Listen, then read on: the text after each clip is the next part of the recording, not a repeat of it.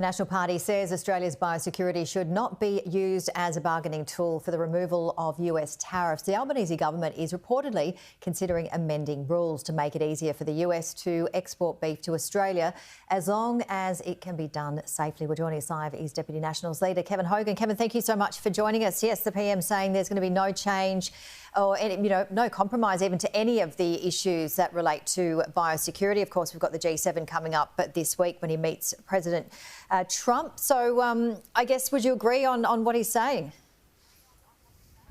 Look, absolutely, Janie. We can't compromise our biosecurity rules. I mean, that keeps our cattle safe and our industry safe. If we were to report a mad cow disease or some other cattle disease, that would decimate our industry. So we have to keep the rules as they are, and they're very tight. And one of the specific issues is traceability. We want equivalence in traceability. So, look, I'm a very modest cattle producer myself, and we have to know where every beast has been through its whole life, what property it's been on, and if it's been moved or wherever it's been. So we want that same equivalence from the US, and we know they have some transfer from Mexico over the border, etc. So we want the equivalence on traceability, and that can't be compromised. It's just one issue.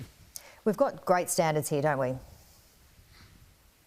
We do, and we have them for a good reason. I mean, the modelling that's done, if we were to import a disease into our industry, any agricultural industry can be quite decimating and decimate people's income and the industry itself. So they're tight for a reason. It's based on science, though. Obviously, we're happy to review whether the US is, if they adhere to our scientific standards and our rules, and if they do, that's great, we'll import. But we can't change the rules to suit them. We have to maintain very strict standards to protect our farmers.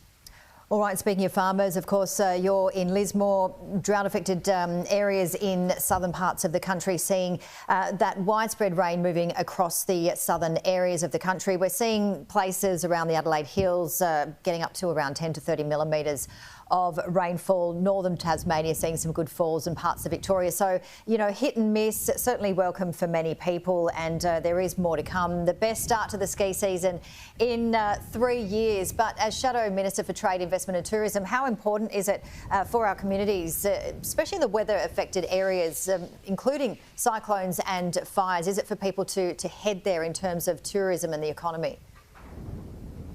Yeah, look, very good point, Jane. Just before I go to that, if I can just quickly mention the rain that you mentioned. Look, very welcome in some areas, but look, it's quite isolated, and there's areas of South Australia, for example, the Riverland and the mid-north, that really hasn't had much rain at all, and other areas of northern Victoria. So, look, it's certainly not drought-breaking in most areas, and we still need more assistance to go there. Very little assistance has gone to the drought-affected areas, and we need concessional loans and other things to go there. But, a good start for some people, or a good break for some people.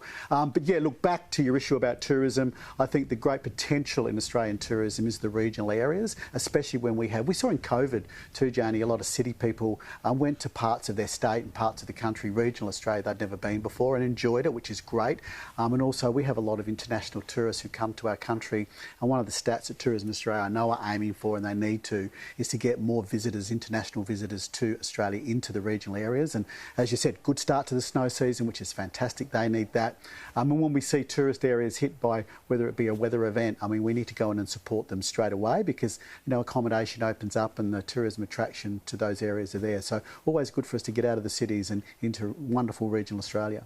And getting back to the southern areas where you're from in South Australia, and, the drought conditions has obviously been ongoing. We had people like the Rapid Relief Team over the last few days bringing a convoy of hay, which is certainly much needed. We've been speaking to numerous farmers where they're telling us it's $20,000 just a week, or even up to $40,000 a week to feed their cattle, as you well know. So, yes, great to see organisations like the Rapid Relief Team, the Aussie Hay Farmers doing a great job as well, to name a couple. But, the funding, all of that, still so much more is needed. 90% of our food comes from regional and rural Australia.